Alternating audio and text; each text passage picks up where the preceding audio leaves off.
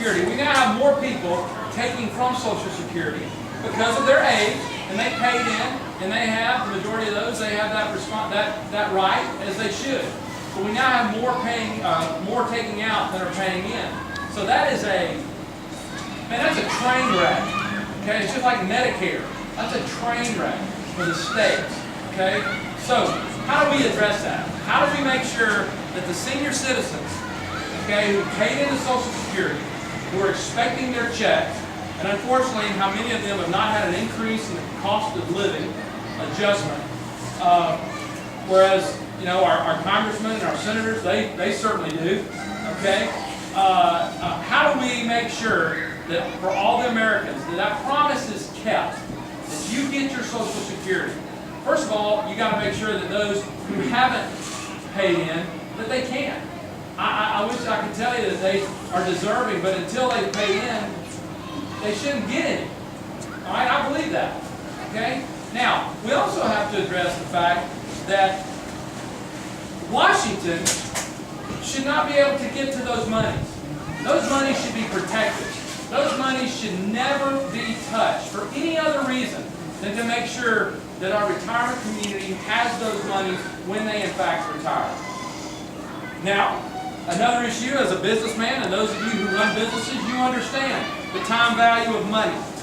If you say, okay, I've got $50,000, and between now and the time that I retire, I want to make sure that I've got 200. Well, you're going to have to either choose. You're going to have to make some choices on your investments. You're going to have to say, okay, I got to have something that's going to earn me 10% interest instead of something that's going to earn me 4%. It's the time value of money. And if you can't get there with a 10, if a 10 is too risky, well, that means that you're going to have to hold it in there for an extra year or two if all you can get is 4. That's just business. That's just business. I say that because I think we're going to have to address some kind of privatization in some way. Not perhaps all of Social Security, not perhaps, but maybe those that are just starting out. Maybe those employers, those employees that are 30 and under, okay? That there's some type of privatization, because if we don't reduce benefits, which is not an option, if we don't raise the retirement age, which in my opinion is not an option, then we have to look at the return on our investment. That's the only other way to make the pot of money grow. I haven't heard another option. Put Congress on Social Security and they will fix it. You talking about paying into Social Security? No, make them draw their retirement as Social Security. Now, people like you that are retired business might have to fall back on that, but there's some people in Congress that have never worked, like you were saying, in the real world. Absolutely. Why do they have a better retirement than we do? I agree. I think that. If you would put that as one of your stance, I bet you would have so many people behind you, because that is wrong. Well, I think my biggest issue with Congress is that they will pass a law that doesn't apply to them. That is hypocritical. To me, I will tell you first and foremost, they should never, ever be able to pass a law that does not also apply to them as an individual. That is a hypocrite. Okay? That violates servant leadership. And I believe that servant leadership is the highest and purest form of leadership. They can give themselves a raise. Correct. I've never heard of an employee giving themselves a Well, raise. they just voted themselves to not get a raise this year, like 2 weeks ago. Okay? Now, what a blown opportunity.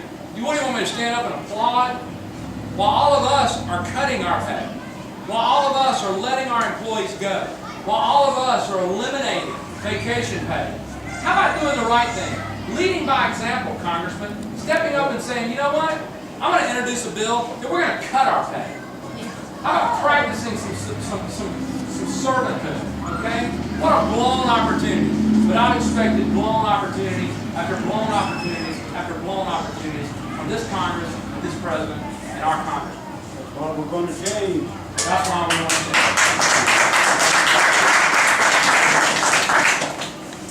change. Any other questions?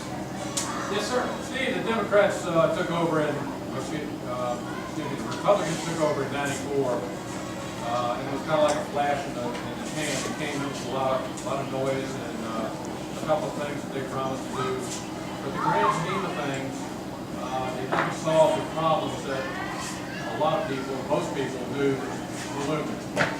Anybody with a nickel for common sense will see that Social Security was a train wreck, Medicare, and lots and lots of other things. The Democrats are in it now, and despite the fact that they're doing something, they're doing the wrong thing in my estimation. They're just hastening the demise of the country, the personal responsibility, and the dependency mentality. You're running as a Republican. The Democrats have put the screws to us, the Republicans have put the screws to us. Most of us see Washington as a gang of crooks. You're one person going up there.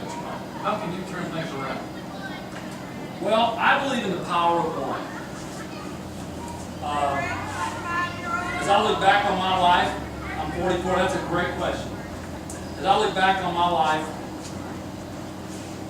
I've always been a leader. I've never been a follower. It bothers me greatly. The greatest compliment that I could ever give you is to get in a vehicle and let you drive. I'm not going to do that because I believe I can drive there better, faster, quicker. It's just in me. I don't have that ability. Now, I will tell you, we're a nation, and there's great documentation about how men in this country have made a difference.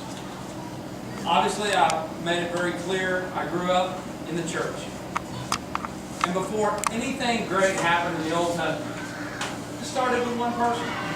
One person making a difference. Yeah, there's a country of 300 million people, and there's all kind of problems. And there's a Congress with 435 on the House and 100 people on the Senate. And I got to tell you something. I believe I can drive the bus as good as any of them. I hope a lot better. I believe. Because I agree with you. I'm aggravated. I've never run for political office. Ever. But it's not rocket science. No, it's not. It's not rocket science. It is having intestinal fortitude and being able to tell the difference between what is right and what is wrong. And having the courage to act upon your observations. I have 6 deeply held values. They are also the values of our organization.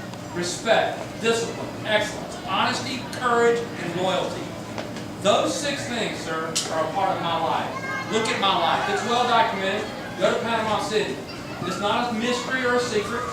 My life is defined by those 6 things. My marriage. I started 1st grade with my wife, Susan. 1st grade! We've been married 23 years.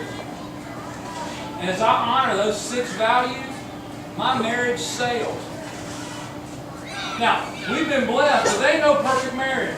Marriages are made in heaven, but they're managed right here on earth. And I tell you this, when there's a struggle, it's usually my fault. And she agrees. But it's usually because I have not been disciplined enough or excellent enough. Some way I have failed in my leadership. That's a beautiful slide. That's a reckless abandonment. That's what I want to be like in Congress, right? I'm going to go with my family. My goal is to shoot skeet on the front of the White House lawn. Somebody on the White House. Yeah. But I think this. We are, seriously, to answer that question, we are a nation that is only as good as its people. And people, we haven't been very good. And when people are not very good, we really don't deserve good leadership. I would love to blame Washington. I would love to blame the Republicans. I would love to blame the Democrats. But I'm not, sir, going to allow us to divert the real truth. And the real truth is, we are where we are in this country because of people like you and people like me have failed